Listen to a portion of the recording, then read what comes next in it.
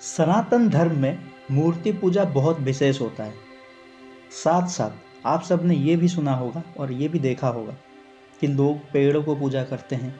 कहीं कहीं पर पशु पक्षियों की पूजा होती है, नदियों की पूजा होती है, पर्वतों का पूजा होता है, सूर्य को जल चढ़ाते हैं, चंद्रमा की पूजा करते हैं, वायु, अग्नि, धरती, इन सब की पूजा होती है।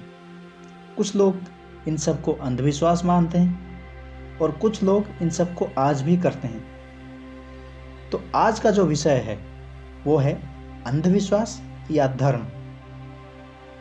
जो लोग इन सब को मानते हैं उनके बारे में भी हम चर्चा करेंगे और जो लोग इन सब को नहीं मानते हैं उनके बारे में भी हम चर्चा करेंगे।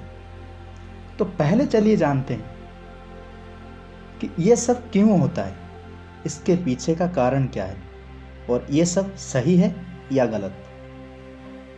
ये बात तो आप सबने सुना ही होगा कि कण कण में नारायण।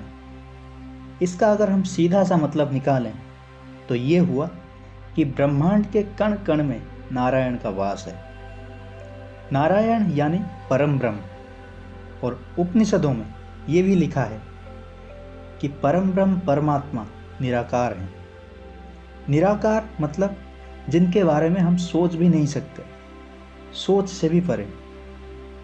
इसका मतलब ये हुआ कि इस धरती तथा ब्रह्मांड में जो भी साकार चीज हैं उनके माध्यम से हम निराकार में लीन हो सकते हैं और इसीलिए हम इन सब की पूजा करते हैं। धरती में पेड़ पौधे, जंगल, पर्वत, नदी, पशु पक्षी, वायुमंडल, आकाश, अग्नि, इन सब की वजह से हमारा अस्तित्व है। प्रकृति के बिना हमारा जीना असंभव है, इसीलिए हम इन सब की पूजा करते हैं। ये सब हमारे प्रकृति तथा वायुमंडल को संतुलित रखते हैं। हम इनके आभारी हैं।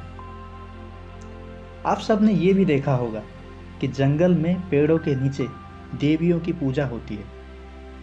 असल में दिव्य शक्ति है या नहीं वो तो दूसरी चीज है, पर इसका यह मतलब है कि उस पेड़ को बचाया जा सके। हम जानवरों का इसीलिए पूजा करते हैं कि उनका इस धरती को संतुलित रखने में अहम भूमिका होता है और उनको बचाना हमारा जिम्मेदारी है। सूर्य सकल शक्ति के आधार हैं। चंद्रमा की वजह से धरती में समुद्र का पानी संतुलित रहता है। जल के बिना पेड़ पौधे, जानवर, इंसान कोई भी जिंदा नहीं रह सकता।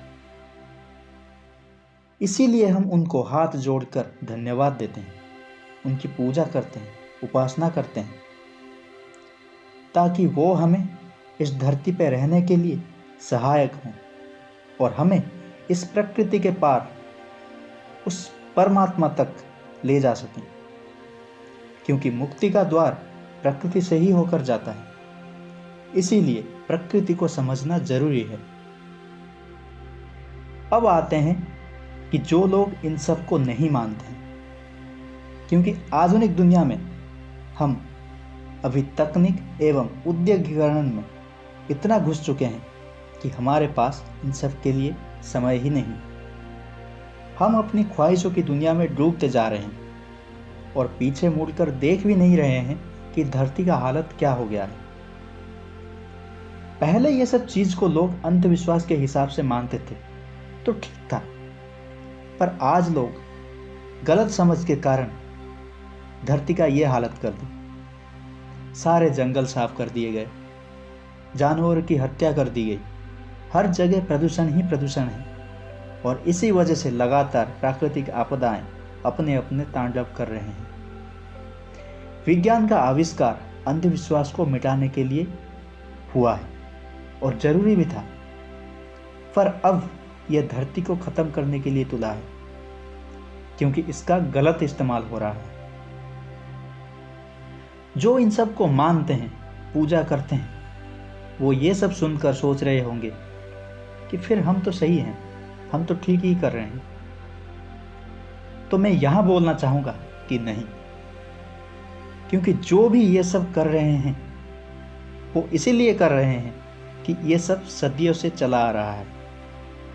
मान्यताएं हैं भगवान खुश होंगे इसीलिए।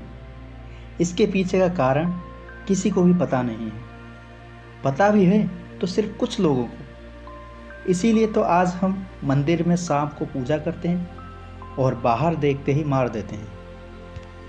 रोज भगवान को प्रसाद चढ़ाते हैं और बाहर आकर मुर्गी बकरे काट कर खा जाते हैं। पेड़ को हमने काट कर साफ कर दिए, जल, वायुमंडल, मिट्टी, इन सबको हमने जहर बना दिया।